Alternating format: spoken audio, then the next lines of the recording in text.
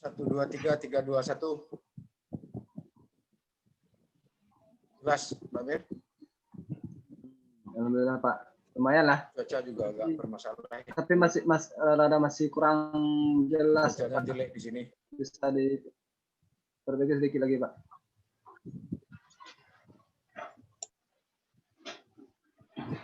Nah, jadi saro Pak Khairul Alun Pak, siang Pak. Kalau suara Damir lah. Saro Pak Nasan agak serak-serak ya. Nggak tahu dah. Baru masuk. Siang, siang Pak. suara Pak. Selamat siang Pak Rivial. Siang Pak, suara Bapak agak putus-putus Pak dikit. 1, 2, 3. Selamat siang.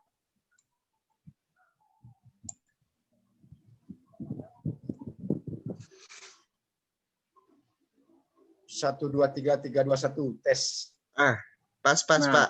Udah. Pas Pak. Udah Pak. Udah Pak. Setahun tidak bertemu ini, gimana kabar? Semoga sehat selalu. Alhamdulillah Pak. Sehat. Ada kesulitan dengan Alhamdulillah. Ada kesulitan dengan yang tugas evaluasi akhir. Masalah enggak Pak?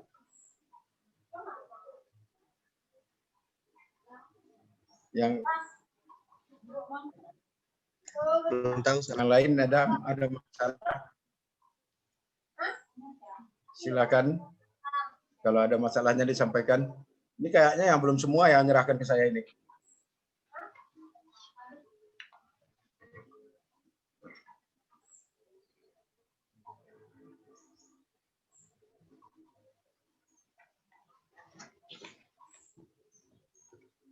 Ya intinya kan kita kedudukan stakeholder itu kan harus tahu ya Pak ya. Pemahamannya yang penting. Yang penting pemahaman. Nah, kalau itu kalau sudah paham, kawan-kawan sudah bisa nanti memetakan,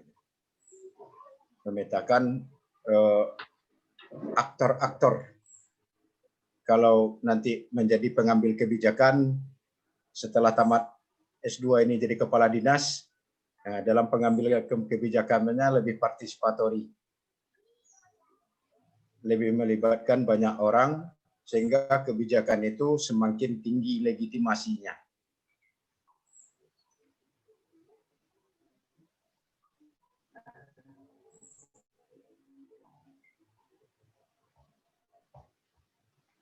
Ada apa yang perlu disampaikan dulu dengan evaluasi tugas akhirnya? Kalau tidak ada, saya mau mengajak diskusi satu tema gitu. Yang kawan-kawan mungkin pemahamannya sudah paham atau masih ada yang rancu. Jadi saya mau mengajak karena orang publik dengan pemerintah itu tidak kerancuannya harus bisa diminimalisir.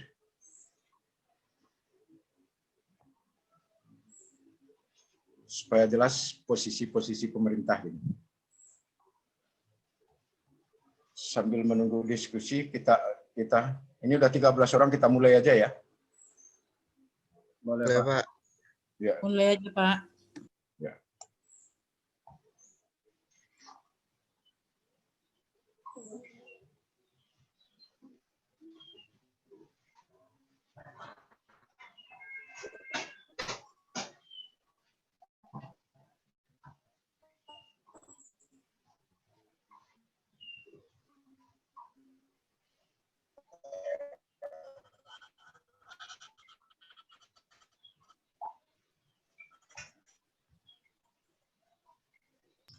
Hilang suaranya Pak.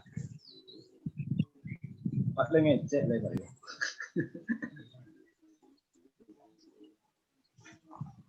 Mir. Yuk, Pak Rio, sehat Pak Rio. Ketua, Sinyal. ketua, Hilang. ketua, di mana ketua? Di jalan gitu. Ya belum, saya belum ngomong. Masih menata ini, masih menata apa namanya PowerPoint-nya biar kelihatan dulu. Bisa.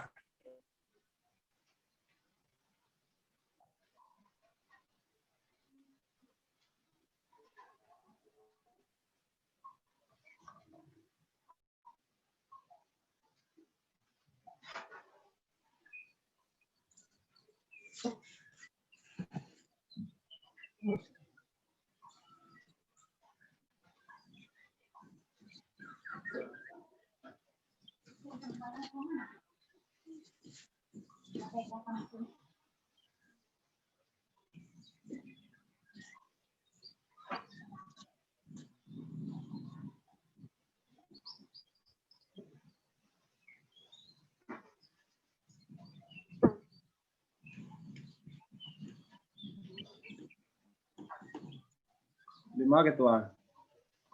Di luar rumah sinyal tak rancak dah. Hilang tembok.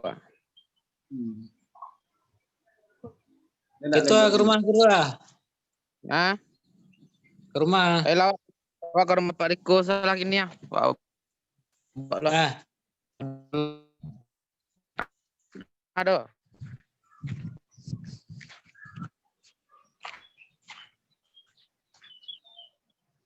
Apa ini? Tuh.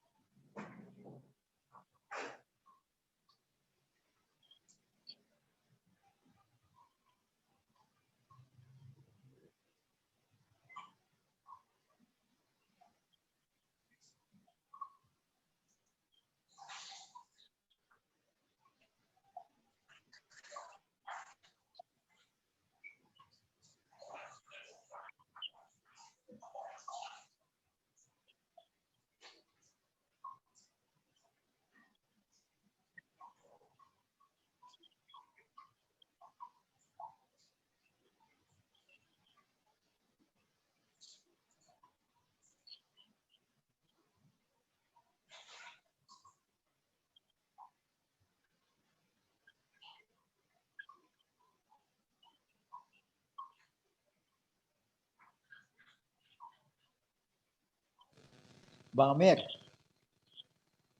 Yuk, Eka. abang pelantikan Bang. Ya, ada mana 10 bergabung di warga Pelansia menggantiin Bu Mak. Oh, jadi Pak Lurah Bang. Menggantiin Bu Emilia Wulandari tuh ha. Oh, selamat ya Bang. Kami ceng Pak Eka, tapi terakhir kami cari itu sama Pak Eka. Yang kami tinggal berdua. Ah, itulah berlanjut selain. Sama email kini. Kadinsos, Eca, Sama Dia dia. Dinas Sosial. Oh, Sama sama aja Dedi. Oh, Iya. Selamat ya Bang. Tadi itu pagi ke Pelansia ada warga yang meninggal tadi. Oh iya, Pak Lurah aku sibuk ya. Kecil Bu Mel 24 jam kerja Pak Mer ya. Amir. Ah, itu Pak Amir. Gimana Valoran. 24 jam itu ndak taluk lu. Bu Mel 2 jam Valoran. siang aja ya. Iya. Oi, Pak Lurah. Oi, Pak Rio. Pak Lurah. Pak Lurah Amir. Oi.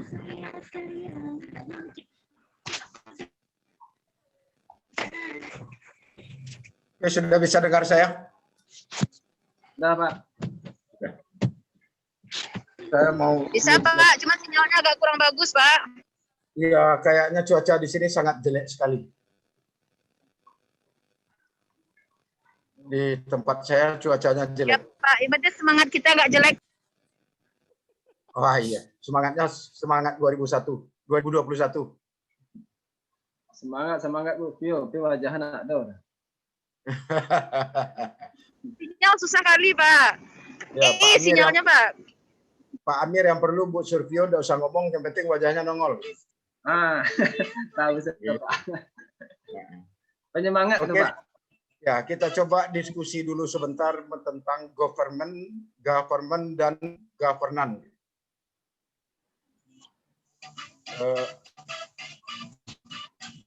Ada yang bisa memberikan masukan ke saya, apa itu government?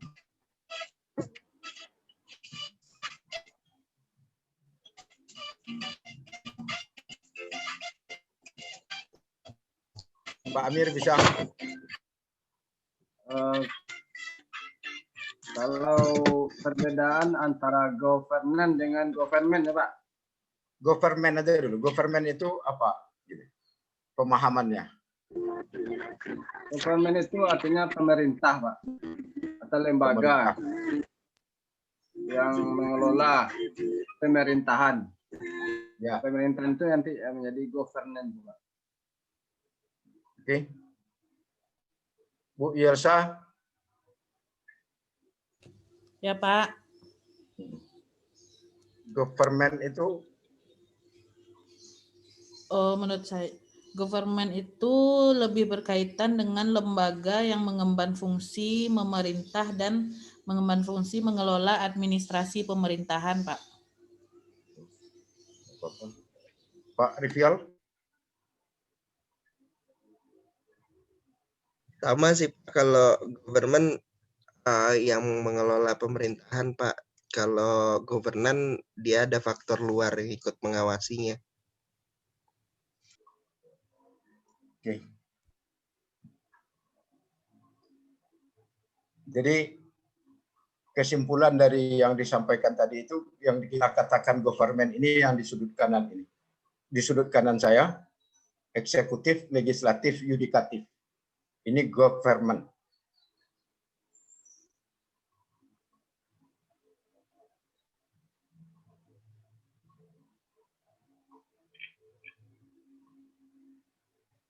Government.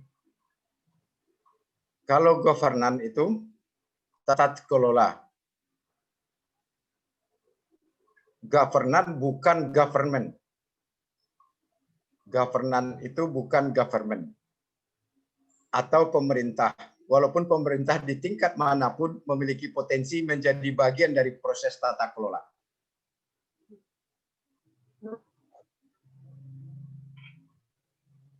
Itu posisinya dulu. Jadi governance atau tata kelola bukanlah government atau pemerintah. Walaupun pemerintah di tingkat manapun memiliki potensi menjadi bagian dari proses tata kelola. Kata Brian 2018.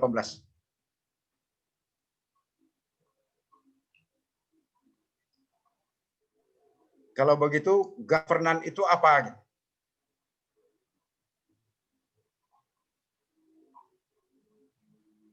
Pak Mir. Governance itu governance ya Pak, bukan government. Ya, bukan. Governance. Governance itu cara mengelola atau tata kelola Pak yang dilakukan oleh pemerintah.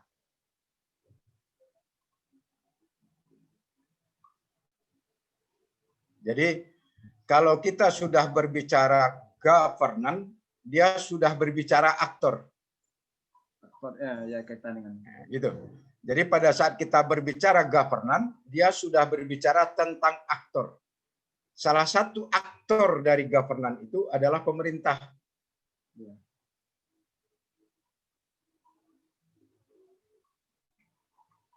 Makanya tadi di awal dikatakan bahwa governance itu bukanlah government.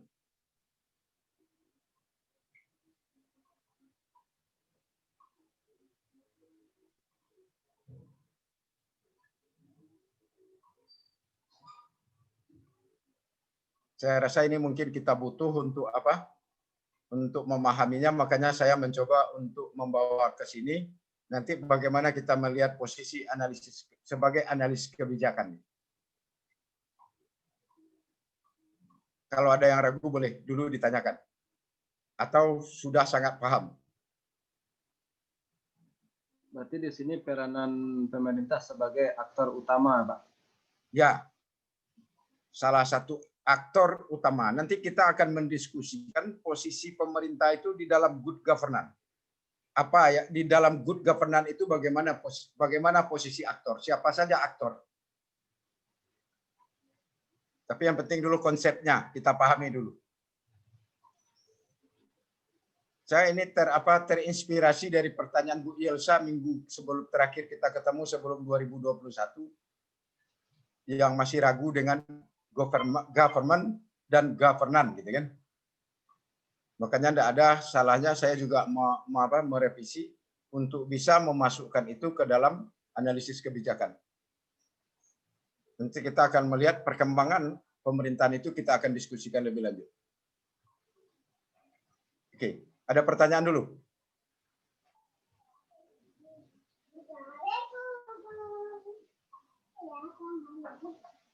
Atau sudah oke?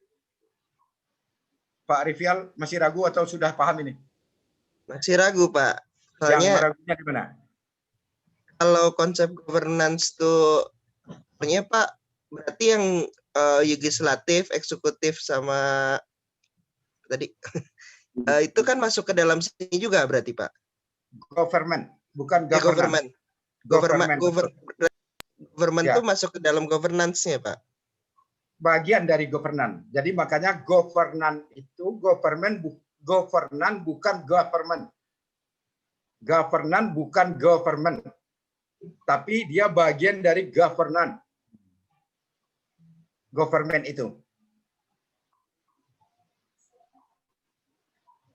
Jadi kalau kita umpamanya melihat Orde Baru, kan orang menyalahkan Orde Baru ini kan, Orde Baru itu pemerintahnya begini-begini. Di Orde Baru itu perkembangan pemerintahan itu belum masuk ke dalam governance, tapi adalah government. Sehingga pemerintah itu aktor tunggal. Eksekutif, legislatif, yudikatif itu menjadi aktor tunggal. Tidak ada lagi aktor selain dari pemerintah.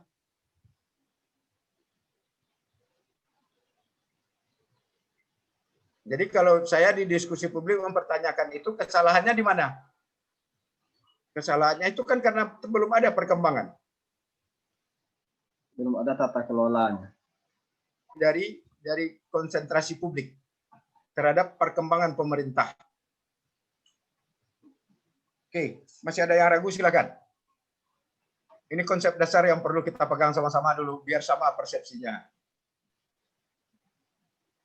Mungkin kalau ada yang lain pandangannya atau yang lain yang dibaca boleh kita diskusikan. Bapak, tanyakan aja dulu. Masih ragu Pak Rivial? Balik berarti Pak pemahaman saya. Pemahaman saya tadi governance bagian dari government. Terbalik ternyata government yang bagian dari governance. Ya, betul. Ini yang lain kebetulan tidak kelihatan di layar, boleh langsung aja bertanya. Karena layar ditutup oleh PowerPoint saya. Pak Amir, oke Pak Amir? Pak Riko tadi juga ada. Pak Ketua? Oke, kalau gitu kita melihat. Sudah kita definisikan tadi governance, kita melihat apa sih elemen dasar atau konsep dasar daripada governance itu. Ada empat konsep dasar dari governance itu. Yang pertama the rules, yang kedua kolektif, yang ketiga decision making, yang keempat non formal control system.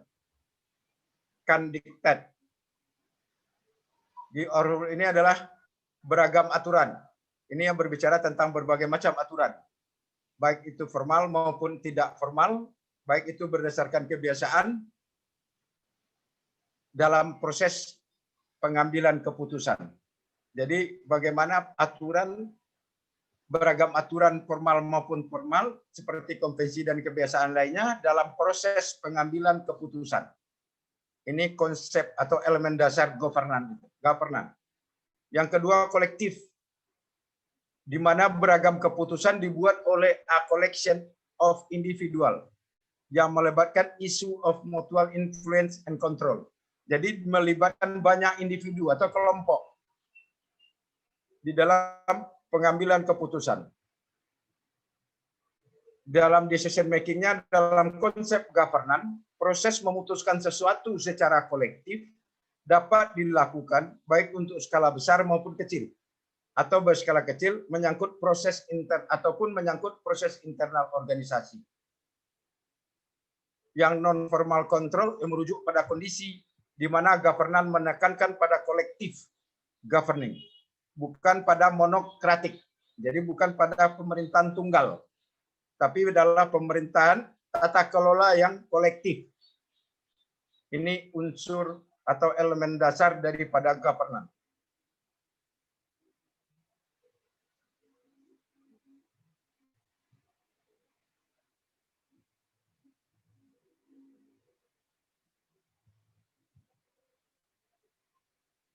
Oke,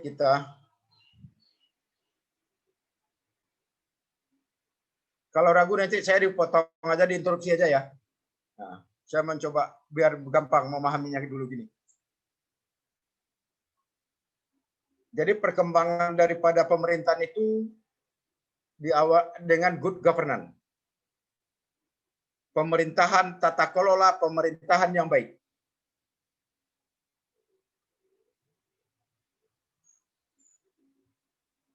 Konsep good governance nanti kita jelaskan coba satu-satu. Enggak apa-apa, kita lihat dulu. Jadi governance ini di banyak kajian lain bahwa governance itu tidak berhasil. Governance itu gagal. Maka muncul pemikiran ada namanya sound governance, ada dynamic governance, dan ada open government.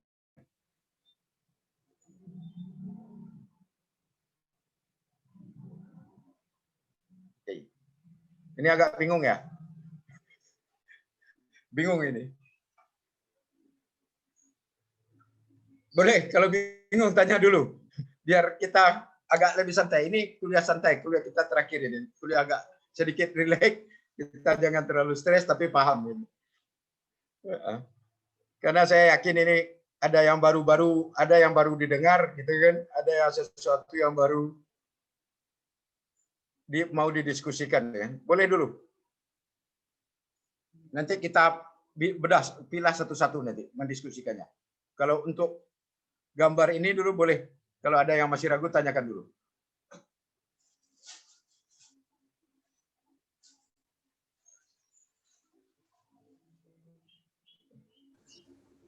Dynamic governance ini udah pernah didengar, Bu? Silakan, Bu. Silakan, Bu. Nah. Perbedaan ketiganya tuh apa, Pak? Nanti kita diskusikan. Ini udah pernah dengar. Tiga-tiganya udah pernah dengar kan? Sudah? Belum, Pak. Belum ya? Tapi good governance sudah ya? Ya.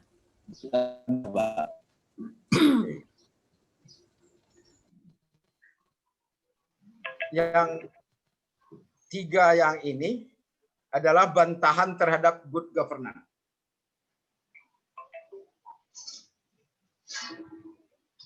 Jadi ada pemikiran yang mengatakan bahwa good governance itu saja tidak cukup. Banyak negara-negara yang gagal melaksanakan good governance. Kenapa? Kita coba lihat satu-satu. Good governance sebagai hubungan yang sinergis dan konstruktif di antara negara-negara, sektor swasta, dan society. Ini kata UNDP. Jadi ada tiga model dari pemerintahan, dari good governance itu. Yang satu political governance, mengacu pada proses pembuatan keputusan untuk merumuskan kebijakan. Yang kedua, economic governance meliputi proses pembuatan keputusan yang memfasilitasi terhadap equity, property, dan quality of life. Yang ketiga, administrative governance mengacu pada sistem implementasi kebijakan. Jadi ini model daripada good governance menurut UNDP. Siapa aktor di dalam governance itu begini. Jadi yang Pak Rivial ragukan tadi itu di sini posisinya, Pak. Government itu posisinya di sini. Private, ada masyarakat. Jadi ini 3 aktor di dalam good governance.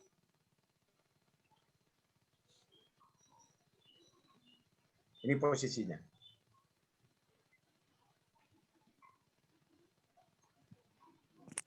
Kelahiran konsep good governance ini cukup revolusioner, menghadirkan tata kelola pemerintahan yang baik bagi negara-negara berkembang. Ini kata Halzak. Jadi apa yang menjadi orientasi daripada good governance itu adalah pasar. Pasar. Makanya di dalam kebijakan kita dalam praktek penyelenggaraan good governance itu kita mengurangi subsidi.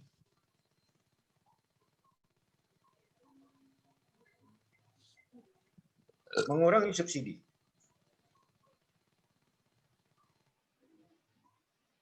Akhirnya didominasi oleh private. Yang dominan di sini jadi private. Sedangkan civil society menjadi kekuatannya tidak kuat kalau dibandingkan dengan private. Makanya muncul muncul asumsi-asumsi kalau membuat kebijakan itu ada sumber pembiayaannya dari mana? Siapa yang membiayai? Untuk kepentingan siapa kebijakan itu dibuat? Ini yang kelemahan daripada good governance. Tanya, Pak. Oke, silakan. Yang dimaksud dengan pasar di sini, apakah pasar seperti yang dimaksud dengan ekonomi atau pasar gimana, Pak? Ya, ekonomi.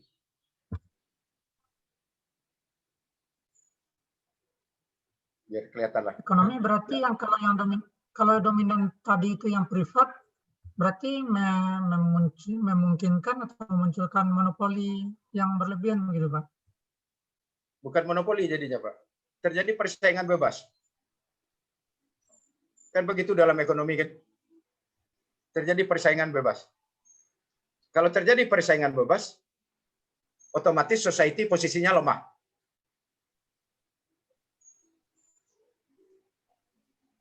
Posisi pemerintah juga lemah, Pak. Jadi, Pak.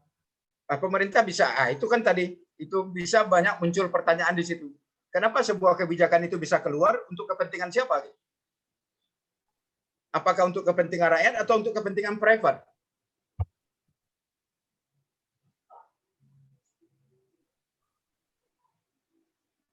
Di sini kalau kita analisis kebijakan, di sini kita berposisinya itu di situ. Menganalisanya kalau di dalam sistem kita menggunakan konsep good governance tadi.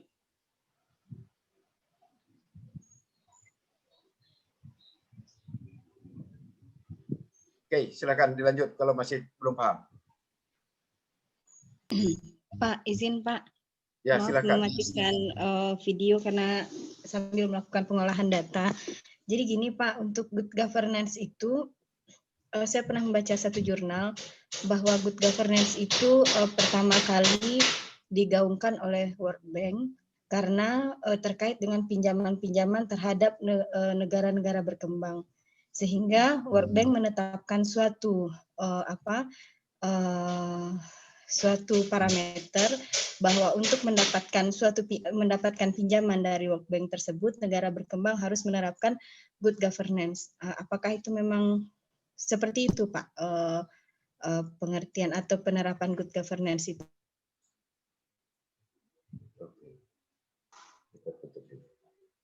Jadi itu praktek awal dari penyelenggaraan good governance itu di negara-negara berkembang oleh negara-negara donatur, termasuk Bank Dunia tadi, IMF. Dia mau meminjamkan uang itu dengan syarat. Salah satu persyaratannya itu pemerintah harus merubah.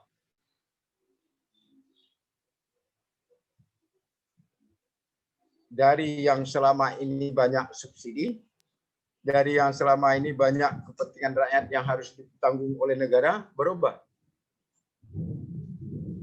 Jadi konsep good governance itu maka dikatakan sama para ahli-ahli yang lain mengatakan bahwa konsep good governance itu adalah memunculkan kapitalis-kapitalis baru. Itu negara itu kapitalis, tidak cocok di banyak negara berkembang. Kalau kita terapkan di Indonesia, itu menjadi pasal 33-nya sering diabaikan. Karena orientasinya itu pasar. Itu betul, Bu. Jadi karena adanya tekanan dari negara-negara donatur atau dari lembaga-lembaga donatur untuk meminjamkan, tapi harus bersyarat.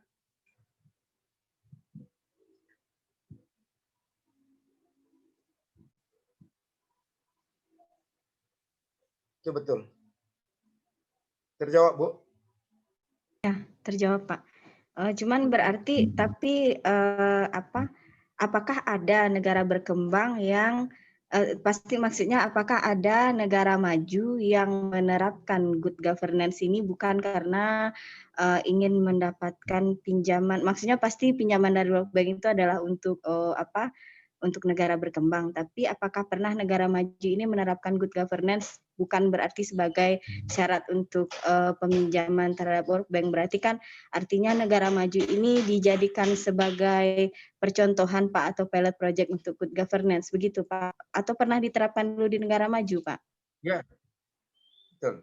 Nah, jadi yang sudah dilaksanakan oleh negara maju seperti Amerika itu sebelum berubah dia menjadi open government itu dia dulu menyelenggarakan good governance. Iya.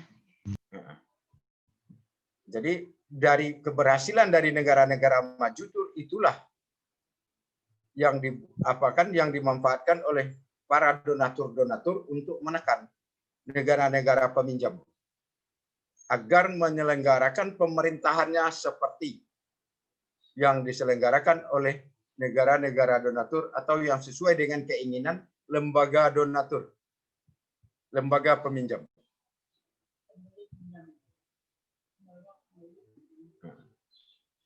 Kalau tidak, makanya di zaman di zamannya Qiang Ji itu IMF itu ditolak karena ikut campur menentukan kebijakan. Di zaman SBY dilunasi utang IMF gitu kan. Tapi untuk wilayah Asia Tenggara, Pak, Singapura itu kan cukup berhasil menerapkan good governance. Padahal Singapura itu tidak pernah bisa dikatakan tidak pernah terikat dengan IMF ataupun World Bank gitu, Pak. Nah, Singapura itu bukan good governance malah yang dia laksanakan, Bu. Ini makanya timbul bantahan kegagalan kepada good governance itu muncul dynamic governance. Dynamic governance itulah yang dilaksanakan oleh Singapura. Jadi pemerintahan itu harus dinamis. Kalau good governance saja dilaksanakan itu tidak menjamin. Karena masa depan tidak bisa diprediksi. Sebagus apapun rencana, sebaik apapun perencanaan yang dibuat oleh negara atau daerah, tidak bisa dipastikan itu akan berhasil. Makanya perlu dinamik. Pemerintahan yang dinamis. Itu diangkat dari keberhasilan Singapura sampai sekarang. Bagaimana dia menghadapi berbagai macam krisis, tapi dia tidak jadi jatuh miskin.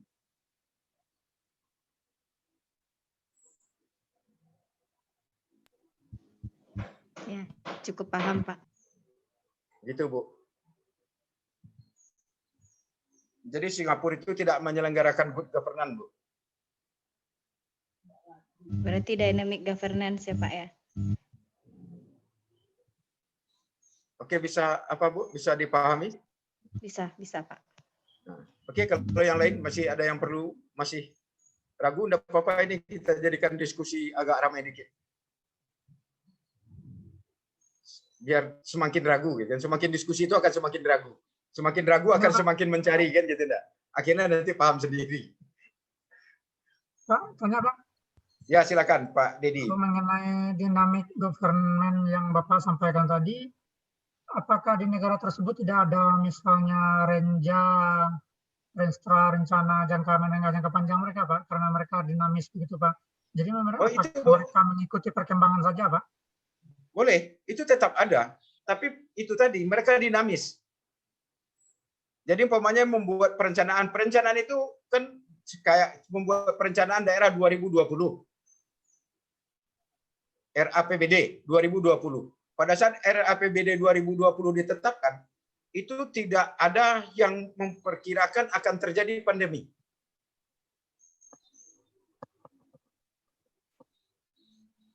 Nah, dan pada saat terjadi yang seperti itu, dalam pemerintahan yang dinamis tadi itu, dia merubah itu secepatnya. Merubah RAPBD-nya tadi itu untuk menghadapi ke pandemi. Tidak terlalu banyak proses politik yang harus dijalaninya. Kalau kita kan baru bisa merubah itu kan di tengah tahun. Iya, Pak. RAPBDP gitu ya. Itu kan baru bisa dirubah dalam tengah tahun.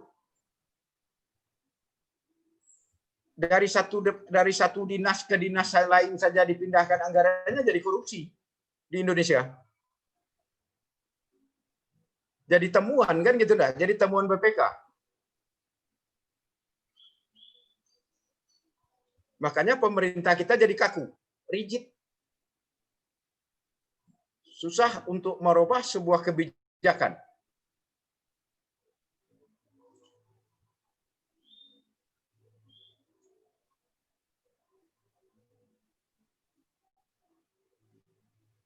Semua negara itu kan punya perencanaan pasti Pak Dedi Putrawan. Pasti punya perencanaan. Tapi itu tadi, seperti Singapura itu dia sangat fleksibel. Kebijakannya itu di tengah jalan dirubah cepat. Pada saat kondisi yang diprediksikan tidak sesuai dengan rencana yang sudah ditetapkan. Standar baku good governance itu apa, Pak? Yang good governance. Ya. Ada 8. Kalau di dalam World Bank itu tunggu sebentar, saya tampilkan.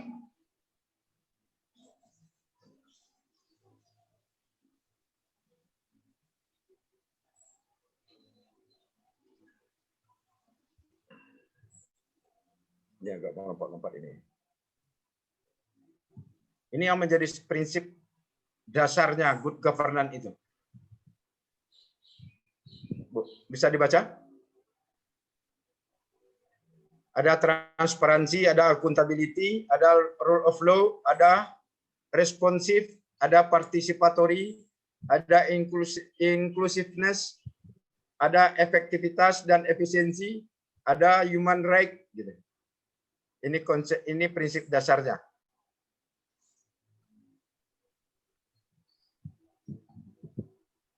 Daripada good governance.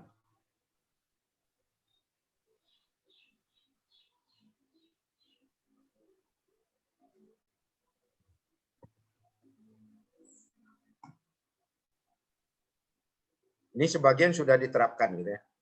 Sebagian sudah diterapkan, tapi mungkin ada bagian-bagian yang lain yang belum, penerapannya belum bisa dioptimalkan. Kayak hak asasi manusia ini kan juga, partisipatori ini kan juga perlu dipertanyakan. Partisipasi atau mobilisasi, dua hal yang berbeda. Pak. Ya, silakan. Kalau dari prinsip good governance bukannya nanti akan terjadi kontra, Pak. Contohnya kayak di Indonesia kan, Pak. Kayak rule of law tuh dengan responsiveness tuh kan boleh dibilang saling meniadakan. Jadi misalnya kita mau gerak cepat, kita terkungkung saat ini kan oleh peraturan yang rigid. Sedangkan kalau di good governance tuh Dynamic. rule of law-nya Dynamic. adalah di atas, responsifnya juga harus cepat. Berarti bukannya kacau nanti, Pak. Di situ. Jadi dia begini Pak Arifyan. Kalau semuanya diatur sampai sedetil-detilnya, itu akan membuat pergerakan organisasi itu akan kaku. Kalau diatur hal-hal yang pokok, sehingga sebagai birokrasi, sebagai penyelenggara ujung tombak penyelenggaraan pemerintah itu akan dinamis. Bisa melakukan manuver-manuver yang tidak harus terlalu diikat. Nah, jadi makanya aturan itu sifatnya harusnya sebenarnya umum saja yang diatur. Berikutnya juga masalah kelembagaan. Kita contohkan begini aja Pak, sederhana aja kalau kita di Indonesia. Berubah nama kementerian, namanya aja ini nomenklatur. Dari kementerian A berubah namanya menjadi kementerian C, sampai ke daerah itu dinasnya juga berubah nama. Itu dari satu pokok aja itu Pak, dari satu hanya nama. Begitu rumitnya gitu. Merubah nama itu memakan biaya. Papan nama ganti gitu lah. Kop-kop surat ganti gitu kan. Stempel ganti gitu. Semuanya ganti sampai ke bawah. Yang Wiku Pak. Hah? Berapa banyak? Hal-hal itu kan sebuah kekakuan. Karena kita mengaturnya sedetil-detilnya.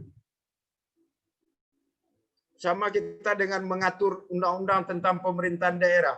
Seluruh struktur organisasi pemerintahan daerah itu seragam. Seragam. Padahal daerah itu belum tahu butuh.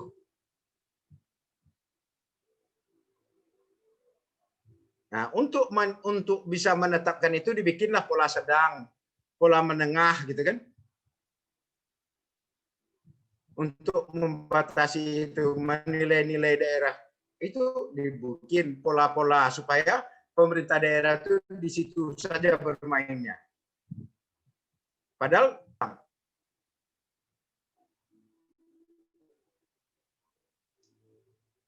oke, jadi di situ jawaban saya tentang yang Pak Rivial apa tadi itu kita diskusikan tadi, di situ saya jawabnya Pak. Jadi kenapa tidak responsif? Karena birokrasi itu diatur sampai ke bawah. Itu membuat birokrasi lemah. Proses desentralisasi itu lambat.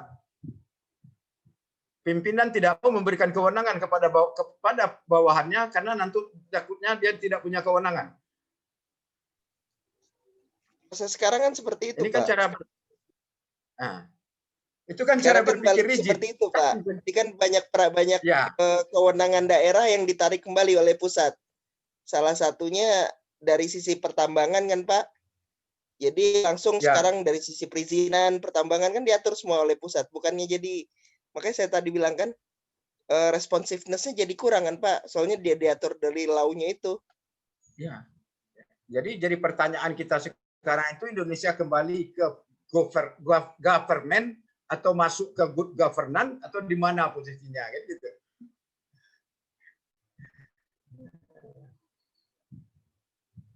Jadi itu ini udah mulai sedikit agak terbuka ini nampaknya. Udah bisa membuat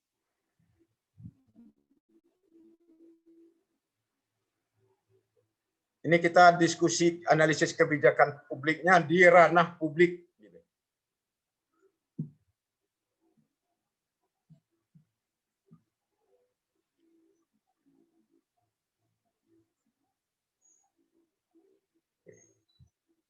Berarti tentang good governance ini kita sudah ya. Kalau masih ragu nanti kita balik lagi diskusinya, enggak apa-apa. Kita coba masuk ini ke sini. Pak, tanya dulu Pak. Ya, silakan. Yang slide Bapak tadi itu Pak kan ada yang di tengah itu good governance dan demokrasi ya Pak. Nah itu hubungannya bagaimana Ya. Pak? Apakah kita harus demokrasi dulu baru good governance atau gimana Pak? Atau jalannya seiring? Ya kalau tidak demokrasi tidak bisa kita good governance. Berarti Pak demokrasi Deddy. dulu Pak. Sementara kita kan negara kita belum betul-betul demokrasi Pak. Apakah kita bisa menerapkan yang good governance itu? Lebih parah yang human Jadi- right lagi Bang Deddy. Sejak kapan di Indonesia ada human right-nya? Ya makanya apakah kita sudah bisa atau sudah layak untuk menerapkan good governance kalau seperti itu? Ya, kalau tidak layak, kenapa Soeharto di demo untuk turun tahun 98? Ya, Pak, seperti Tapi yang kan ada disampaikan- penyesalan setelah itu Pak.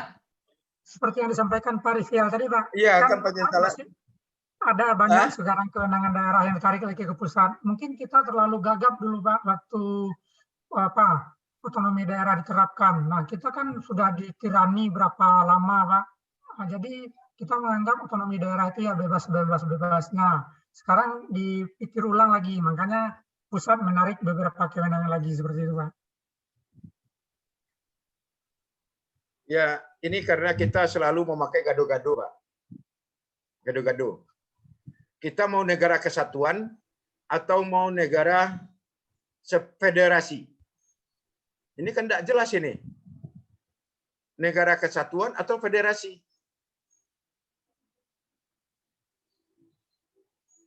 Sama dengan pemilu, mau distrik atau proporsional. Kita ambil gado-gadonya. Jadi selalu kita ngambil yang banci. Banci namanya kalau menurut saya itu kan. Tidak jelas jenis kelaminnya. Dibilang laki-laki, tidak laki-laki, dibilang perempuan juga ragu.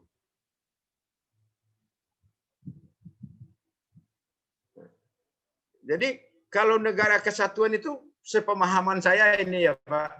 Sepemahaman saya, kalau nanti yang berbeda, tolong dikasih masukan saya. Negara kesatuan itu memberi otonom itu diberikan dari atas ke bawah. Jadi daerah itu diberi kewenangan oleh dari pusat. Kalau kewenangan ini mau diberikan, itu kan harus sesuai dengan kemampuan daerah.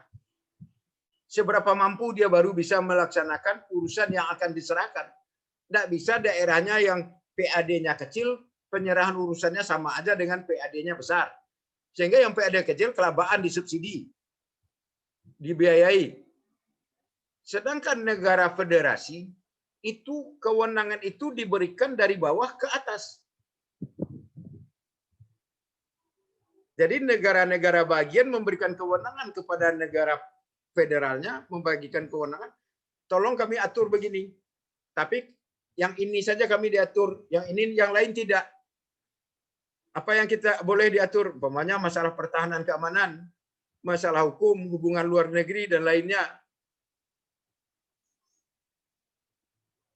Kita pakai pula sistem federal. Seluruhnya diserahkan kepada daerah. Akhirnya agi-agi pukang gitu kalau istilah kita, Pak. Terlalu ngasih, akhirnya pusat tidak kebagian gitu kan. Merasa habis jatahnya. Kalau tidak ditarik, kan yang menentukan izin atau tidaknya kan daerah. Nah, ini kalau kita tarik, akhirnya kajiannya jadi politik, Pak. Ya, kajiannya jadi politik. Bagaimana DKI tidak bisa gubernurnya menutup, gitu kan? Menutup apa yang sudah diizinkan ditutup sama gubernurnya, dan pemerintah pusat tidak bisa ngapa-ngapain. Jadi kan kajiannya jadi politis itu, Pak.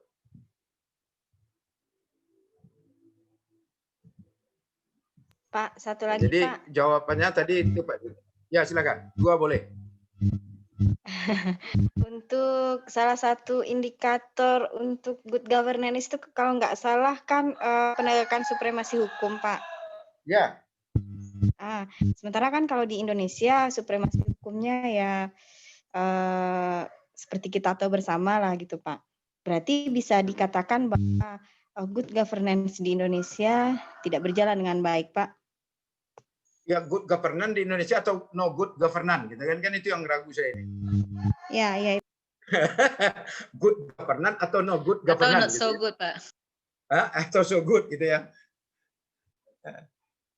Jadi ini saya memberikan pisaunya bedahkan sama Bapak Ibu, nanti penggunaannya tergantung gitu kan. Ini pisaunya ini gitu kan. Nah, kita bedah diskusikan dah Bapak. Gitu. Di kita itu yang Biar- fleksibel baru Pak, hukum itu Pak, baru fleksibel kita Pak, Ya. bisa dimainkan kapan saja Pak. Gimana? Yang kita yang baru fleksibel, yang hukum itu Pak, bisa dimainkan kapan saja tergantung kepentingan Pak. Oh, itu tuh paling lihai kita itu paling fleksibel. Penafsirannya paling hebat itu kita. Bisa satu pasal bisa jadi 20 penafsiran.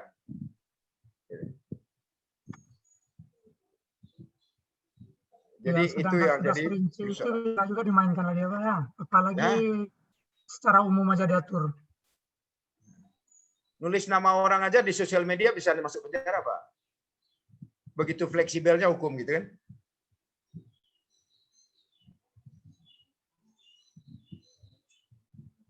Jadi itu konsep dasarnya tentang good governance. Oke, masih ada pertanyaan? Silakan. Sebelum saya coba sedikit nanti menjelaskan tentang 3 model pemerintahan lainnya gitu.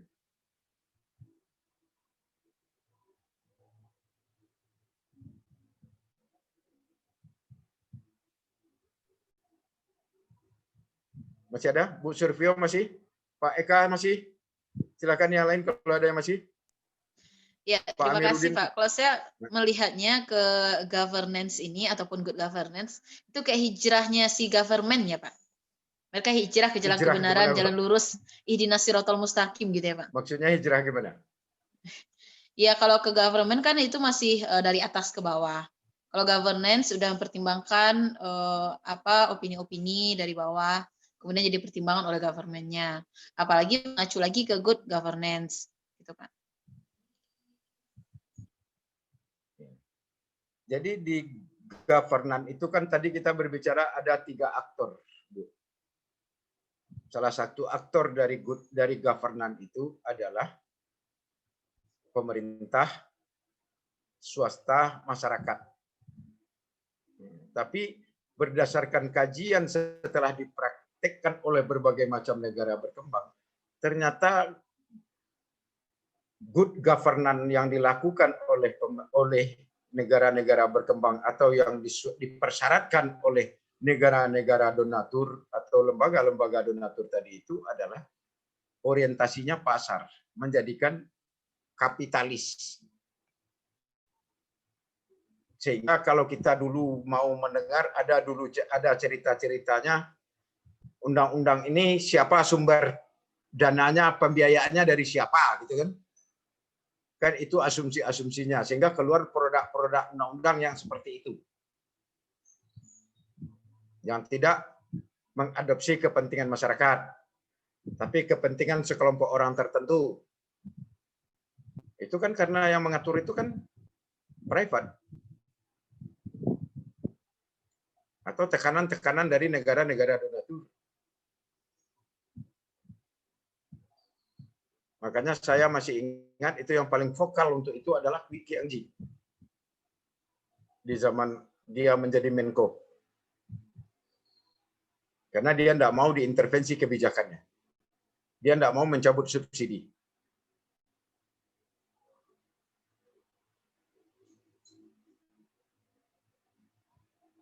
Begitu.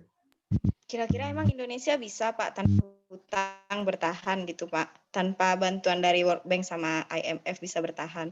Kenapa tidak? Itu yang jadi persoalannya. Indonesia bisa ya Pak? Ya kenapa tidak? Kita udah biasa makan sederhana kok. Ya enggak? Mall aja baru masuk ke kita baru kan? Ya enggak? Karena kita kaget, makanya kita pakai kartu kredit 7. Karena pengen jadi mainan saja gitu. Kan perkembangan yang mengagetkan saja itu enggak masalah. Nah, nanti di dynamic governance, di dinamiknya itu yang dilihat itu tadi itu. Bagaimana pemimpin Ini kekuatan pemimpin. Iktikat pemimpin, niat pemimpin itu untuk memajukan. Itu yang paling penting di dalam dynamic governance.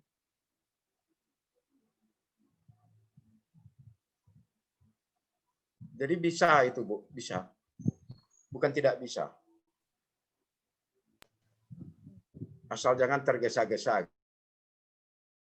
Itu bisa, Bu.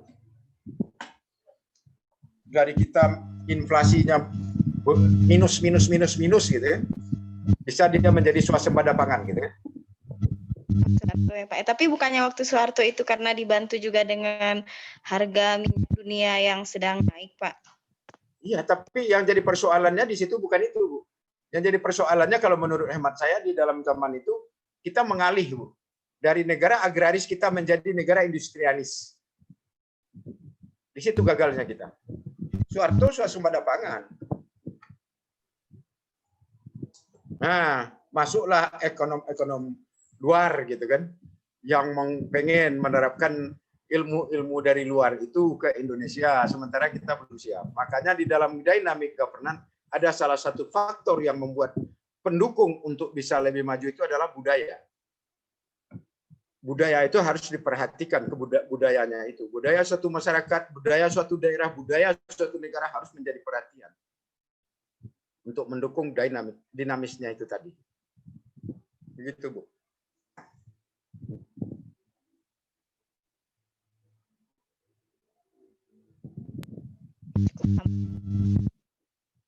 Bagaimana, Bu?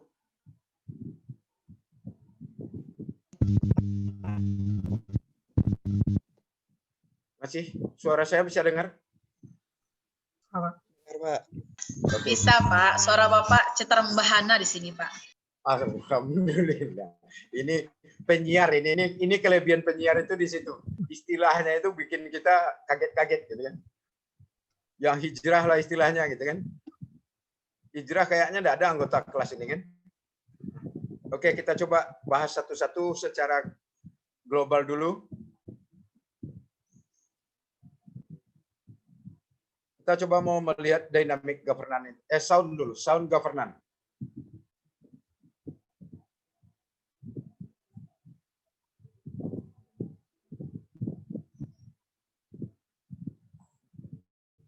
Ini tokoh dari sound governance itu adalah Farasman.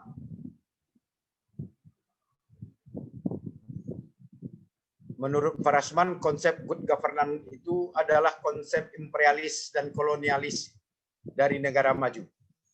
Itu kata Farasman. Maka muncul pemikirannya untuk membuat konsep sound governance. Untuk menggambarkan sistem pemerintahan yang bukan hanya jelas secara demokratik dan tanpa cacat secara ekonomi, finansial, politik, dan konstitusional, tapi juga secara internasional dalam interaksinya dengan negara lain dan bagian-bagian pemerintahnya dalam cara yang independen dan mandiri. Jadi ini menurut Farasman.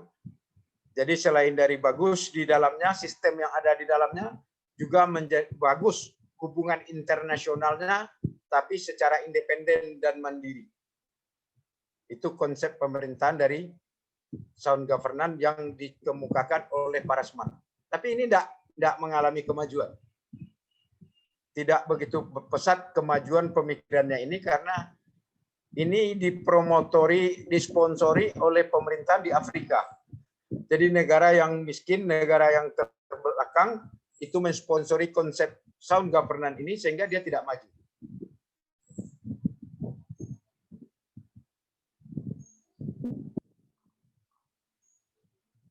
Dan muncul konsep open government.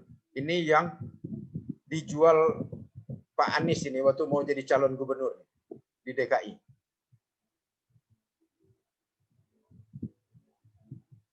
Jadi di dalam open government ini ada dua tool, dua alat. Yang pertama partisipasi publik, yang kedua transparansi informasi.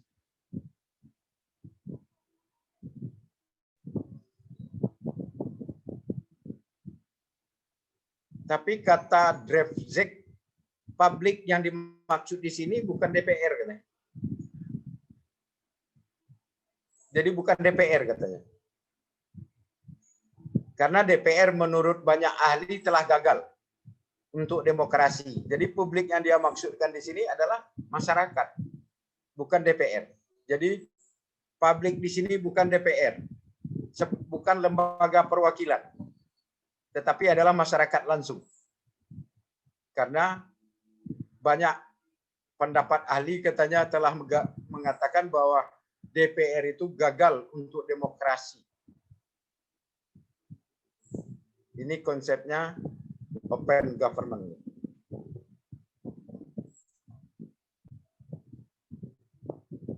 Ada 4 dimensi dari open government itu. Yang pertama, hak atas informasi. Yang kedua, partisipasi masyarakat sipil. Yang ketiga, publikasi data, undang-undang dan pemerintahan. Yang keempat, mekanisme komplain.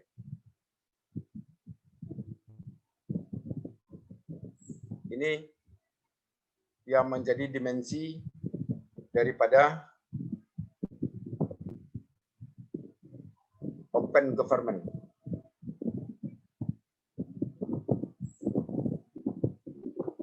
Oke. Boleh, kalau ini ada yang ragu silakan dulu ditanyakan. Dulu silakan.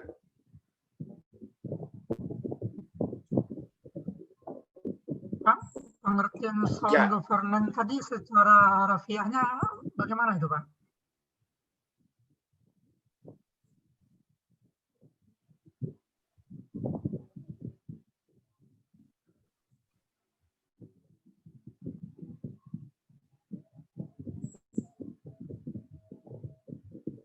Ini sistem pemerintahnya harus demokratis, tidak cacat ekonomi dan finansial, politik, konstitusional, administratif, manajerialnya, dan etika. Ini yang harus, jadi pemerintahan itu harus tanpa cacat, baik secara ekonomi, finansial, politik, organisasi, dan administratif, manajerialnya, dan etika.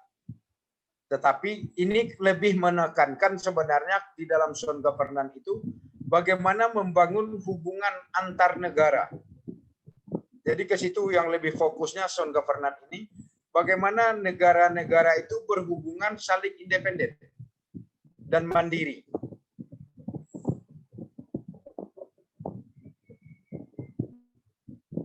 Jadi sound governance itu melihat itu tadi Pak Amir membantah untuk mengurangi tekanan dari negara-negara donor di dalam hubungan internasional atau tekanan dari negara-negara maju terhadap negara-negara berkembang dalam hubungan internasional itu, makanya dia menekankan kepada hubungan internasional yang bersifat independen dan mandiri.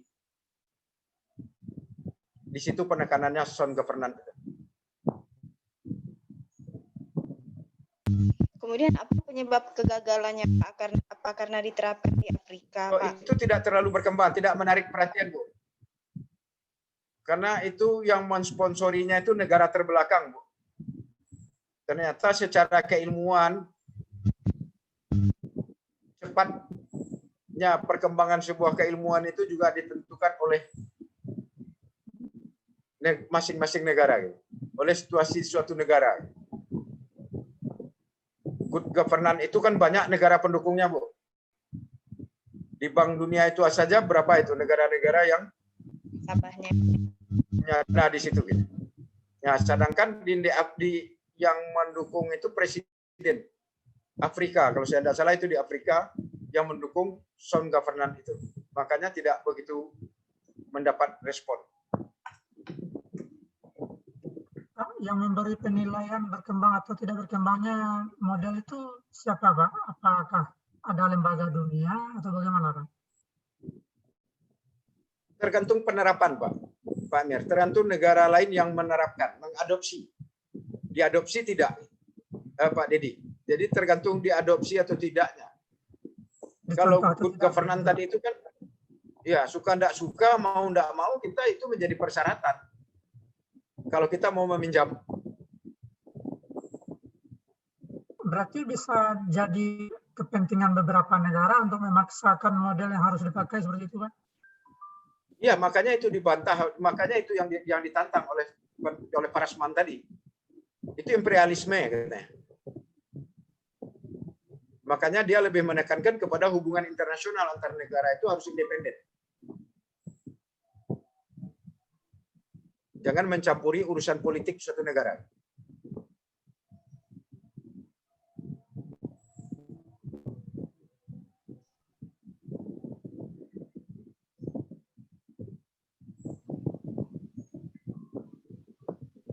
Apakah salah satu indikatornya bisa memakai salah satu model tersebut, ekonominya maju, berarti dia berhasil dengan model itu, Pak? Ya, tapi ternyata tidak. Banyak negara yang tidak berhasil dengan good governance itu. Kalau sudah tahu Bapak Anies Baswedan itu open governance itu bagus, Pak. Kenapa sejak dulu diterapkan oleh pemerintah Indonesia ini, Pak? Kenapa baru-baru hanya sebagai bahan kampanye bagi Anies Baswedan ini untuk jadi nomor 1 di DKI, Pak? Berarti itu kan sudah sejak dulu diterapkan, Pak. Ya, kan tidak ada yang mau pakai. Makanya Anies mencoba untuk menjual itu dengan open government-nya. Makanya sekarang Anies DKI itu semuanya bisa kita baca, kita lacak lewat informasi, lewat media. Jadi semuanya masuk ke dalam menjadi informasi publik. Sumber pendapatan digunakan kemana? Berarti ada aktor atau tokoh-tokoh di dalam kabinet mungkin pemerintahan kita sekarang yang tidak setuju untuk dibentuk atau dilakukannya open governance-nya, Pak. Ada unsur-unsur politiknya mungkin. Itu udah pasti, Pak. Itu udah pasti. Itu sudah pasti. Ya, nah. Karena di dalam open government itu kan semua informasi itu dibuka. Semua informasi bisa diakses. Dari mana sumber pendapatannya, seperti apa penggunaan pendapatan itu, bagaimana setiap perkembangannya, bagaimana peraturan-peraturannya, itu harus bisa diakses semuanya. Dan harus menjadi informasi publik.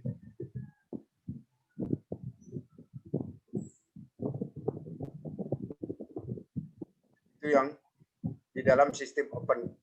Yang melaksanakan itu kan juga negara-negara maju itu, Pak. Amerika juga memakai open government.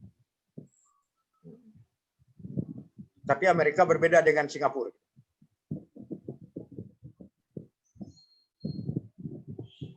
Kalau Singapura lebih kepada dynamic governance. Karena di Indonesia ini masih banyak mafia-mafia, Pak, ya. Indonesia menunggu Pak Amiruddin jadi presiden, Pak. Ibu negara. Dia kan untuk menjadi pemimpin itu kan harus punya power, punya kekuatan. Kalau tidak punya kekuatan, akhirnya banyak pengaruh lain, banyak hal-hal yang harus diikuti, sehingga pemimpin tidak bisa mengambil keputusan sendiri, kebijakan sendiri. Jadi kami harus jadi pejabat gitu, Pak? Insya Allah saya doakan. Gitu. Karena itu pemimpin, kalau kata Pak Amir tadi itu, ini yang harus bisa diatasi. Gitu ya. Kalau ada mafia, mafianya harus keluar. Tapi jangan hanya wacana. Mafianya sudah berakar nih, Pak. Ya, kita baru open government itu dalam bentuk pencitraan. Ya. Sebagai bahan kampanye, Pak. Ya, masuk gorong-gorong gitu kan, cari tunawisma gitu kan. masuk sosial media, habis itu heboh gitu kan, kadrun dan apa namanya istilah satu lagi, ribut debat di situ udah ada selesai gitu kan. Jadi pembelahan ini yang membuat pencitraan itu malah menjadikan pembelahan semakin tajam, bukan semakin merekat.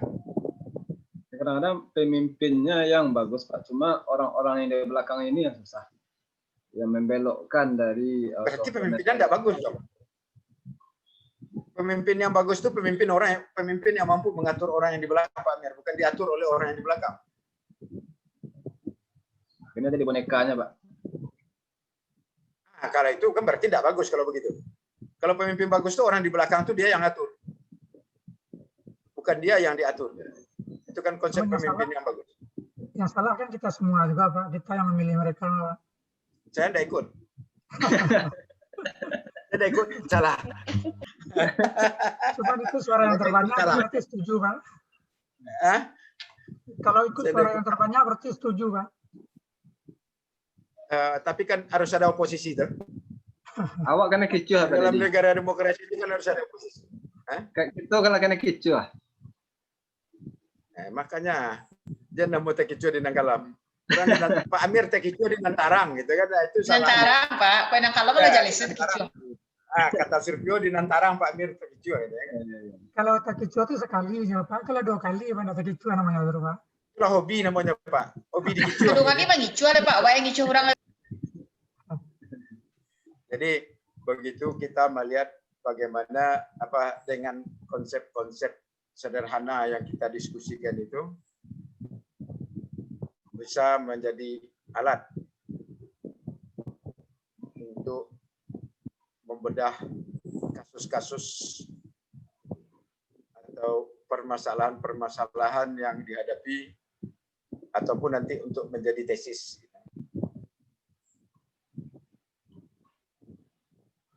Karena publik kajiannya sudah pasti ranahnya publik gitu kan. Manajemen publik, ranahnya publik. Biar publiknya lebih kelihatan, dan itu yang perlu menurut saya diskusikan dengan Bapak Ibu sore ini. Kalau ada pertanyaan silakan. Nanti sebelum asar kita istirahat dulu, nanti kita lanjutkan dengan dynamic governance. Ada satu sesi hari ini Pak. Satu sesi aja ya? Salah satu sesi itu pun UAS dalam kurungnya Pak. Ya, UASnya kan sudah jalan. Siapa yang belum serahkan. Nanti UASnya itu menjadi UAS itu, Bu. Tugasnya menjadi UAS. Tugasnya menjadi UAS. Jadi tugasnya menjadi UAS, Pak. Ya. Jadi apa namanya? Karena rasanya kurang bagi saya ya. Entah ini bermanfaat bagi Bapak Ibu atau tidak, itu enggak apalah. Tapi dari pertanyaan yang kemarin itu menurut saya ini kok sayanya kurang. Memberikan masukan tentang publiknya itu di mana gitu. Nah, kalau kita berbicara publik, inilah ranahnya yang kita diskusikan tadi. Nah, dalam sistem yang seperti apa peran-peran publik itu bisa dilihat. Makanya saya mencoba membuatkan konsep ini untuk saya diskusikan dengan kawan-kawan. Pak, kenapa Pak Lurah. Hipotesis awal saya melihat bahwa open governance Pak Lurah Amir, jago menang Pak Lurah. Itu justru awalnya akan mengurangi rasa nasionalisme, Pak. Ya. Dan kemudian bisa jadi memang konsep bahwa nation itu nggak ada lagi memang akan terwujud gitu, Pak. Nah, dengan open government. Iya. Bagaimana tadi open hipotesis ya, mungkin semoga salah gitu Pak. Bahwa hipotesis awal saya bahwa open governance, kemudian good governance, kemudian ya segala bentuk perubahan-perubahan tersebut justru mengurangi rasa nasionalisme. Sehingga nanti selanjutnya adalah bahwa prediksi bahwa nanti ke depannya nation itu tidak ada lagi memang bisa jadi nyata gitu Pak. Apa variabelnya itu? Karena dengan open governance kemudian good governance tersebut, kan sebenarnya contohnya di good governance aja lah, itu membuka pasar investor asing, Pak, untuk dan kita harus bersaing juga di negara lain. Jadi sebenarnya nasionalisme itu juga terkikis dari sana gitu, Pak. Lama-lama mungkin bisa jadi yang ditakutkan warisan itu menjadi tidak ada, tapi mungkin semoga salah itu Pak hipotesisnya, itu hanya pemikiran yang ini aja mungkin Pak. Hipotesis kan tidak salah Bu, nanti kan pembuktiannya yang penting. Hipotesis itu salah benarnya, kuat atau tidaknya hipotesisnya nanti bagaimana pembuktiannya. Ya, itu kan boleh-boleh saja. Nah, yang penting apa variabel-variabelnya untuk membuktikan itu kuat.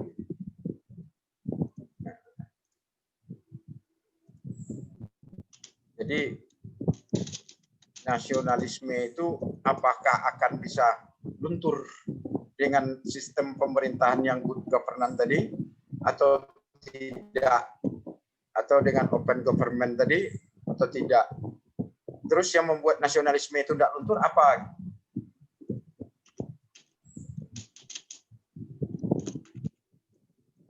Menurut apanya Bu? Ya itu makanya Pak, tidak luntur. Kan, mungkin kita bisa sesuai yang Bapak bilang tadi, kita bisa melakukan swasembada. Jadi kita nggak beralih dulu ke negara industri. Kita mempergunakan sumber daya yang ada di dalam negara kita sendiri. Dengan seperti itu pasti nasionalisme juga akan lebih bagus lagi, begitu Pak. Berarti hubungan nasionalisme dengan faktor ekonomi gitu ya Bu? Iya. Kita berpikirnya akan begini saja Bu.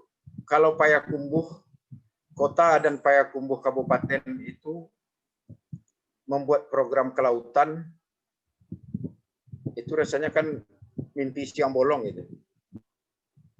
Lautnya aja enggak ada. Ya enggak? Mau swasembada ikan laut itu kan tidak mungkin. Kalau tidak mau makan ikan laut, tenggelamkan, itu kan tidak mungkin. Karena tidak ada laut di situ.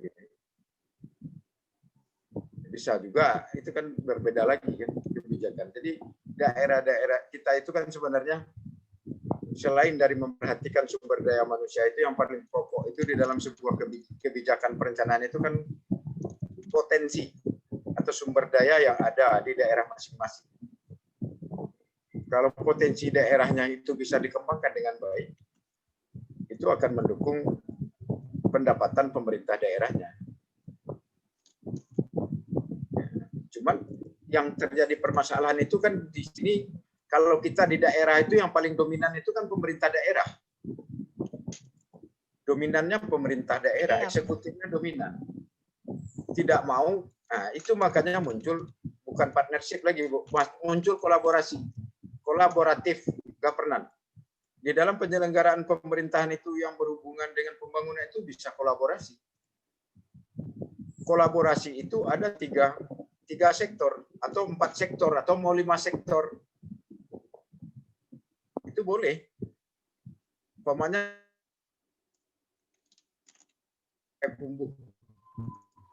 di mana di Arau atau di mana. Sedangkan APBD kecil. Untuk membuat jalan ke sana aja supaya diaksesnya bisa lebih cepat aja pemerintahnya belum bisa. Nah, bagaimana mau meningkatkan, bisa mempercepat potensi ini bisa berkembang? Ini kan perlu kolaborasi. Kolaborasi itu tuh kasih masyarakat haknya.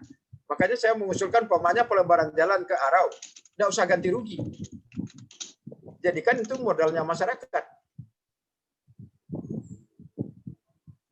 Undang pihak swasta untuk membangun, pemerintah buat regulasi yang mengatur kolaborasi itu tadi, supaya masing-masing sama mendapat hak dan kewajiban yang sama.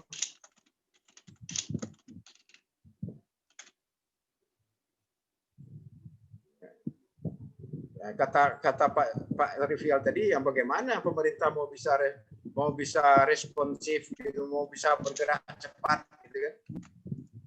Hukumnya yang mengatur berbeda, gitu. Tidak boleh bergerak. Gitu.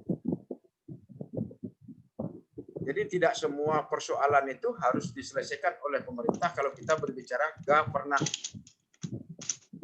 Karena kita tidak berbicara lagi government. Pemerintah itu bukan tunggal. Pemerintah itu adalah salah satu aktor dari governance. Bagaimana menyeimbangkan kekuatan. Tapi kan tetap saja pemerintah itu punya kekuatan yang power yang paling dominan. Tidak akan kehilangan power pemerintah itu kalau dia berkolaborasi.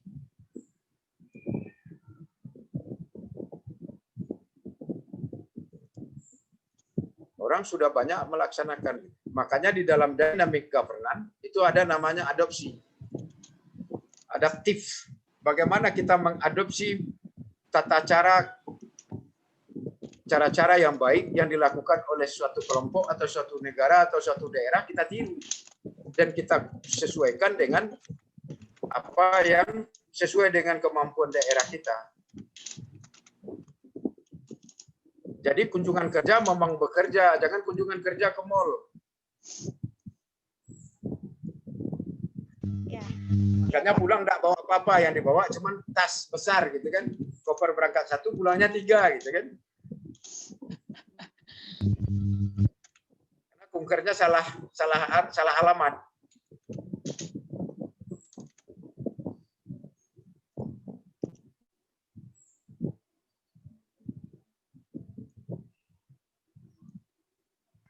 Cukup paham, Pak. Ada pertanyaan lagi, Bu? Silakan. Cukup paham, Pak. Halo. Dengar suara. Pak. Oke, kita ini dulu. Ya, silakan. Bisa yang lain dengar suaranya? Cukup paham. Mudah-mudahan bisa, hipotesisnya bisa dijawab nanti, Bu.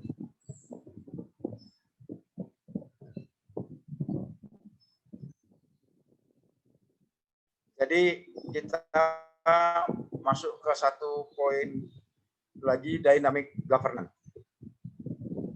Apa yang melatar belakangi lahirnya dynamic governance ini? Karena pesatnya perkembangan teknologi. Yang kedua, penyelenggara pemerintahan tidak pernah beranjak dari tuntutan prosesnya yang harus efektif dan efisien saja.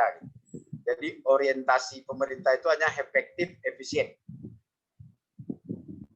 Yang ketiga, mengindikasikan bahwa good governance dan good policy saja tidak cukup. Yang keempat, tantangan era milenial. Yang paling penting adalah dynamic. Cut across many decisions involve the need for continuous learning, rest on effective and rapid implementation. Ini kata Porter dalam Neo. Ini yang melatar belakangi lahirnya dynamic governance.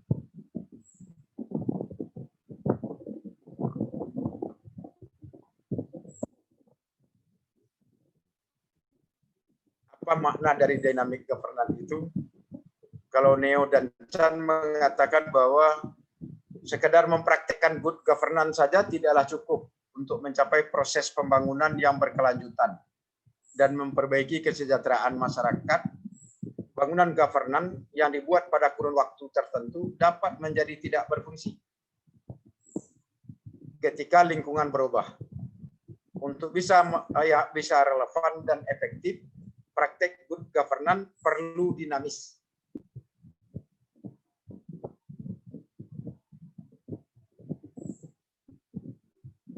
Pendapat lainnya, dynamic governance itu dimaknai sebagai kemampuan pemerintah untuk terus menyesuaikan kebijakan dan program publiknya, serta mengubah cara mereka merumuskan dan menerapkan sehingga dalam jangka panjang kepentingan negara tercapai.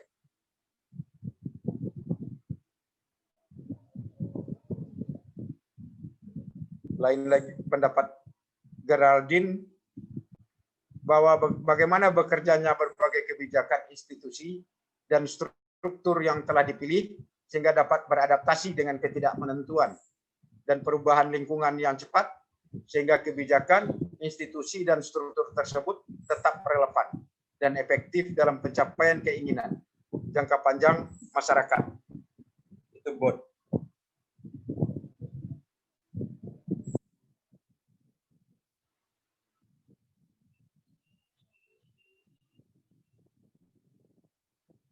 Kita lihat satu lagi, ini tantangan.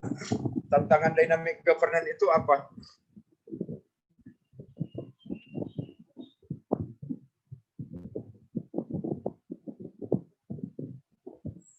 Semua negara menghadapi lingkungan penuh dengan ketidakpastian dan perubahan yang begitu cepat dan sulit diprediksi. Tidak ada perencanaan yang hati-hati akan menjamin relevansi dan efektivitas governance jika lembaga-lembaga pemerintah tidak memiliki kapasitas untuk belajar, berinovasi, dan berubah di tengah lingkungan global yang terus berubah dan sulit diprediksi, kata Neo. Tantangan lainnya yang dihadapi dunia saat ini adalah inovasi teknologi yang berjalan begitu cepat, telah mengakibatkan banyak kebijakan menjadi cepat usang dan terbukanya peluang-peluang baru. Tidak kalah penting adalah berbagai permasalahan di masyarakat yang semakin kompleks dengan dampaknya yang semakin tidak terduga, serta hubungan kausal yang semakin rumit, membutuhkan penyelesaian yang multi perspektif dan koordinasi dari multi agents. Itu kata Neo. Khusus birokrasi pemerintah seringkali dipahami sebagai entitas yang lambat, birokrasi yang ketinggalan zaman, kaku, dan tidak memiliki perhatian baik terhadap kepentingan dan kebutuhan individu maupun bisnis. Itu kata Neo dan Chen 2007.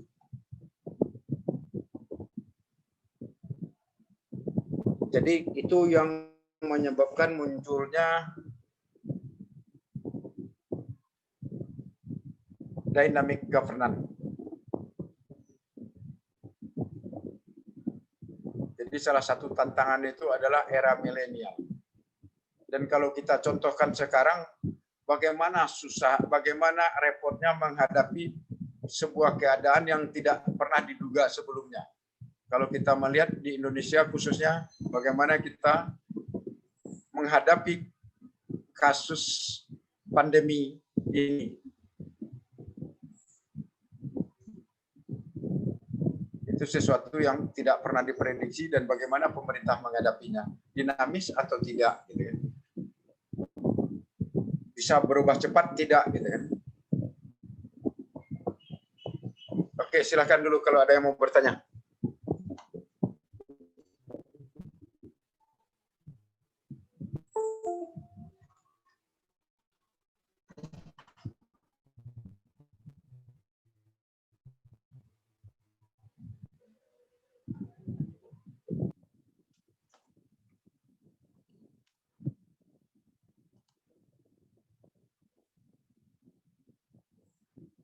Silakan Pak Rizal, jangan dipikir sendiri. Kita pikirkan rame-rame. Kalau ada pertanyaan.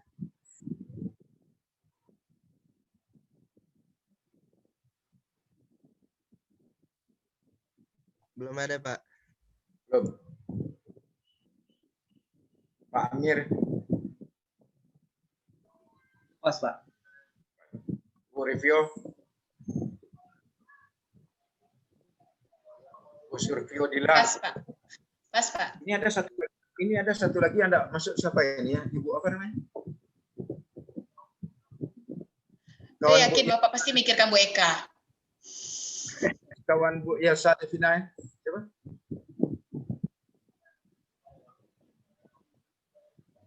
Kak Primalita, Pak.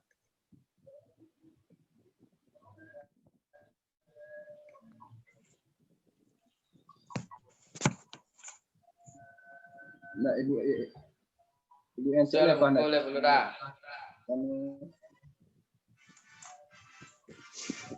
Anu aku lihat Pak Dio, tinggal waktu yang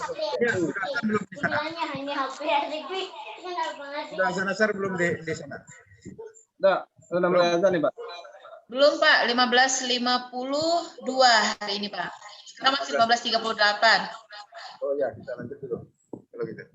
Tapi kita 2 pertemuan hari ini, Pak. Karena sejak awal 1 pertemuan cuman, Pak. Satu sesi. Cuma sampai setengah 4, Pak. Setengah 4. Sampai baru.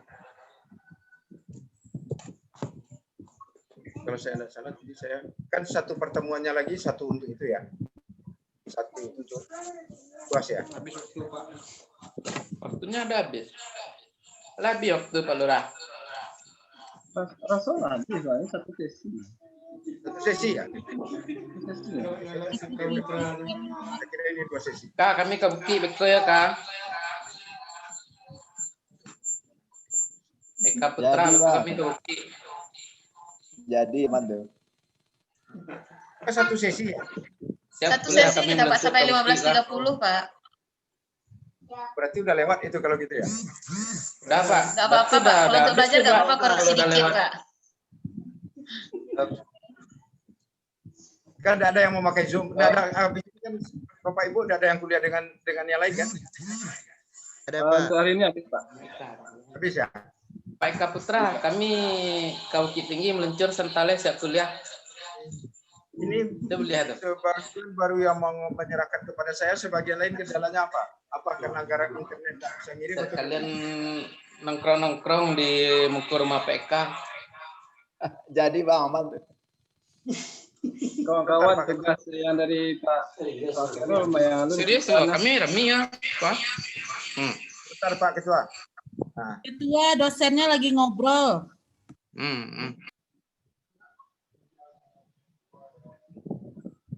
ini kan itu untuk UAS itu ya. Ya Pak. Yang harus dikirim ke saya itu kan untuk UAS.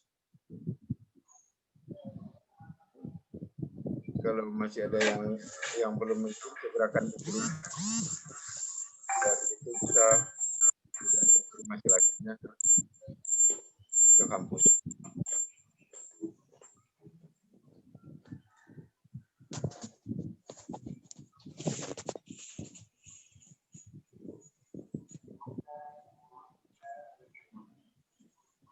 Ini kan akhir kita kuliah, saya nanti akan memberikan evaluasi akhir dan akan saya serahkan nanti ke kampus. Saya juga ingin dievaluasi, boleh tidak ya? Kita waktu 10 menit. Boleh. Kalau dengan Bapak sangat menyenangkan sekali belajarnya, Pak. Ya, good dosen, Pak, good dosen. Jangan begitu. Good governance. Ya, kita lanjut saja, Pak. Untuk perbaikan ke depan supaya saya bisa lebih memperbaiki kalau ada kekurangannya. Karena ini kan kuliah dengan penuh tantangan ini. Tanpa lihat ketemu secara fisik, tapi kita berdiskusi secara online gitu nah. Jadi pasti banyak kendala dan tantangan yang harus kita hadapi. Kelemannya cuma kasih masukan saya dievaluasi. Nah, silakan Bang Amir. Kita belajar terbuka aja, nggak apa-apa, nggak ngaruh kok gitu. Terbuka aja, itu kebaikan aja. Nah, apa, jangan mikir. Nanti Pak Heru nilai A-nya dirubah jadi C. Jangan, nggak ada itu, pasti A terus. Gitu. Ini kalau boleh usul ya Pak. Ya. Lanjut diskusi, Pak.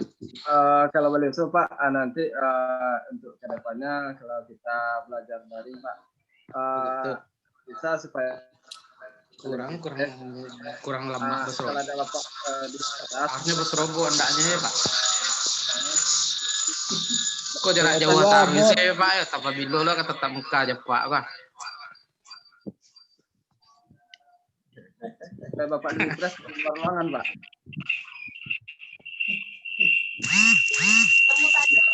Oke Pak, silakan. Pavilion. Silakan dilanjutkan Pak Mir.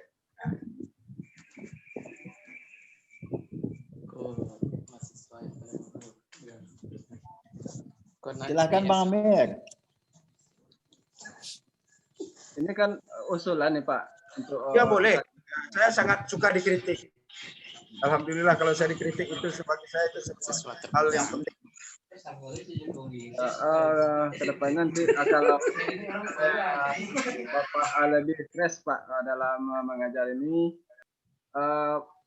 tempat atau ruangan Bapak mengajar kami ini kalau bisa di teras atau di luar ruangan lah. Oke. Supaya jangan monoton di dalam kamar, Pak. Oke. Ya, siap. Terima kasih. Maaf, Pak ya. Pak Amir Jangan nggak suka apa-apa. di kamar, Pak. Ajak Pak sekali keluar biar ngopi-ngopi. Ini sebenarnya bukan dalam kamar, Pak Amir, ini di depan pintu. Cuman karena rumah kos kan.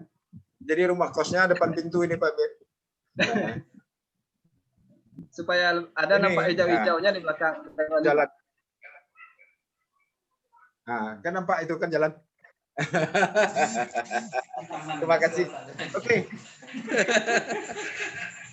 Elsa Devina bisa kasih masukan, kritisi, tidak apa-apa, Pak Riko segala macam boleh. Saya pengen sekali karena pengen bisa lebih baik gitu kan. Kalau ada masukan-masukan dari kawan-kawan itu bisa hal-hal yang kurang bisa kita tambah bersama. Kalau dari segi materi sudah mantap, Pak. Sudah oke banget, Pak. Itulah kalau materi mantap, Pak. Cuman Pak Amir yang kurang mantap gininya, Pak. Pak Amir kurang mantap, Pak. Gitu. Tapi Pak Lurah gini harusnya Pak Amir kok dibawanya Pak ngopi-ngopi sore, Pak. Oh iya. Makanya minta di luar ruangan deh kok kan. Iyo, itu mah kok Pak Amir bawalah Pak ngopi-ngopi sore. Kok enggak Pak Amir dalam ruangan jadi Pak Amir. Iku dek COVID iku anek siapa pelanggan puangnya. Kena corona kan ya siapa pelanggan puang. Ini lah kan PSBB ini. Nah, PSBB lah. Ya, Pak Amir harus ada peresmiannya Paknya siap jadi lurah. Kalau jadi lurah aku kan peresmiannya kan ada bisa sambut nomor Pak perayaan lah gitu. Ajak lah Pak ngopi-ngopi sore. Kok lurah diku jangan baca. Ada lagi tuh. Yang ketua harusnya main Ramadan tuh, ya Pak Amir jadi sponsornya gitu kan. Donatur Pak Amir, Pak. Ya, ketua menyelenggarakan sponsor Pak Amir gitu kan, kawan-kawan yang lain hadir gitu kan. Nah kan itu lebih asik. Itu mah Pak. Pak menunggu dari Pak Amir soalnya, Pak. Di sini kecek Pak Amir, kasih itu sekali itu Pak Amir langsung bantu-bantu lah. Pak Amir lah diam sekali itu Pak kalau lagi ketua itu setuju pasti Pak Amir setuju. Iya Pak, mantap mana Pak? ACC. ACC Pak Amir Pak. ACC. Kan langsung ACC. Kok kamu Pak Amir jam 4:30 tiba ki. Waktu Pak Amir, tunggu Pak Amir suka. Enggak masalah, ada aman. Di mana Pak Amir? Di Pasate, di Jam Gadang atau di mana? Atau di Tangkele? Jam Gadang ini Bakuruang. Atau di kopi daun yang di dekat benteng. Nah, waktu Pak Amir. Pasarah, bukit lah jalan deh.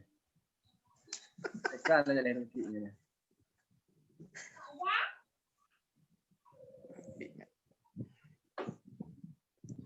Oke Bu Yelsa, ada masukan untuk saya, kritikan untuk saya, silahkan disampaikan Bu. Alhamdulillah kalau dapat. Sejauh ini udah bagus Pak, nggak monoton Bapak, tapi sinyalnya aja yang kurang bagus di situ Pak. Jadi kalau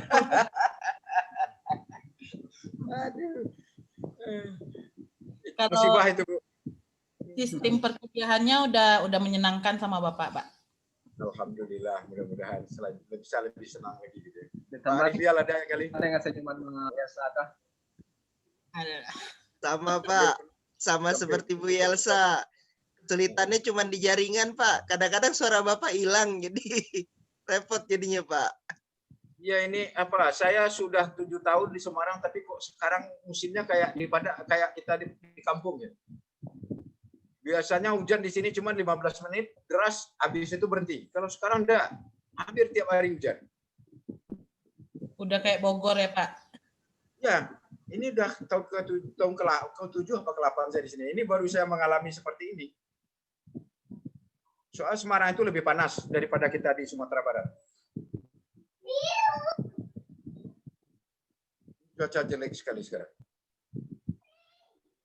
Akhirnya berpengaruh. Yang pasti Pak, besok di semester 4 kalau kita jumpa lagi, kalau Bapak jadi pembimbing tesis kami, mohon mudahkan kami Pak, biar cepat wisuda. Oh iya, kalau saya jadi pembimbing saya kejar nanti Bu. saya kejar terus tiap hari. Perbaikannya mana gitu kan. Ya. Mahasiswa bimbingan Bapak. Kena kejar terus nanti siap aja dikejar-kejar saya kalau saya. Kalau bisa nanti nak ada cerita-cerita Pak. Gol.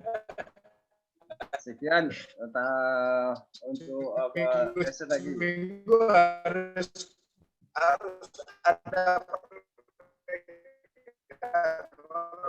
Udah mulai gangguan sinyal. Kalau tidak dikagetkan kan kita tertidur. Risiko kita menulis tesis itu begitu, Bu, Bapak Ibu. Harus ada yang mengejar-ngejar, kalau tidak ada yang mengejar kita ketiduran.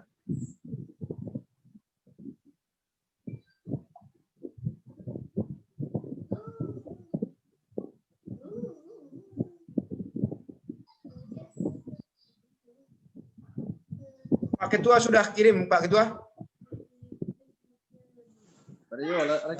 Sudah tadi Pak.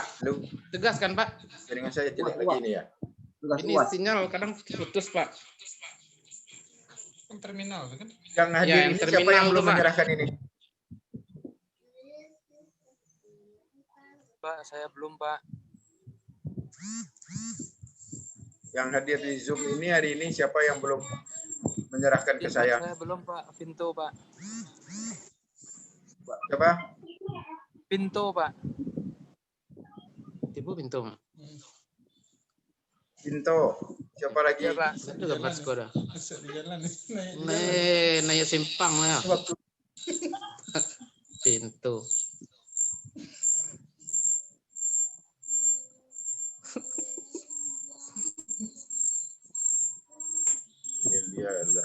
Pak Ketua udah belum? Udah Pak. Sudah Pak. Sudah. Pak Dedi sudah, Pak Eka sudah. Pak Riko sudah. Sudah Pak. Bu Elia Harmi ini belum. Terus saya Sudah Pak. Sudah. Sudah Pak. Pintu. Bu Yesti sudah. Tanggal 2. Pak Eka sudah. Belum. Pintu. Ditunggu di rumah Riko Eka Putra. Ketua.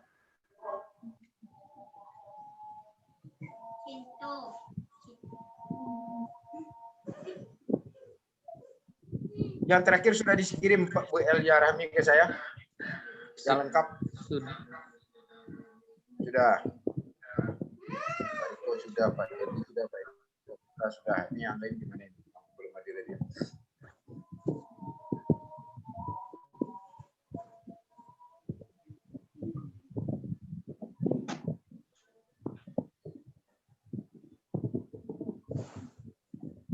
Data belum ya. Yes, berarti mudah-mudahan ya. Bagi yang belum segerakan sampai besok saya tunggu. Bagi yang belum tolong kasih tahu kawan-kawan ketua yang belum menyerahkan atau yang lain tolong kasih tahu sampai besok sore saya tunggu penyerahannya biar evaluasinya juga bisa cepat.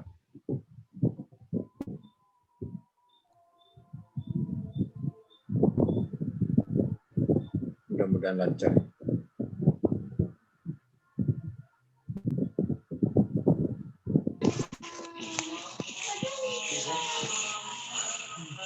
Azan ya. Oke, kita kalau memang ini sesi 2-nya kan ujian itu ya. Sesi 2-nya ujian, sesi 1-nya udah selesai gitu. Oke. Mohon maaf. Ketua. Kalau ada yang kurang, masih ada salahnya, ada yang tidak pada tempatnya. Mudah-mudahan nanti hasil akhirnya sama-sama bagus semua. Kalau kurang bagus kasih tugas tambahan aja Pak, biar bagus semua Pak. Siap. Atau dibaguskan aja semua Pak. Insyaallah. Insyaallah. Dan saya tutup dengan banyak maaf. Wassalamualaikum warahmatullahi wabarakatuh. Waalaikumsalam warahmatullahi Sama Pak, wabarakatuh. saya juga minta maaf kalau ada salah. Ya, sama-sama. Minta maaf Pak kalau salah. Kita ketemu lagi.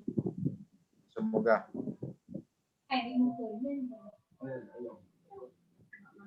Ketua. Cukupnya, Pak. Sama-sama. Ketua. Siap. Ataukah? Serius kau Bukit? Apakah? Serius Ketua PK Bukit? Iyo, ketinggalan nunggu Bang Pintu. Pintu Camir.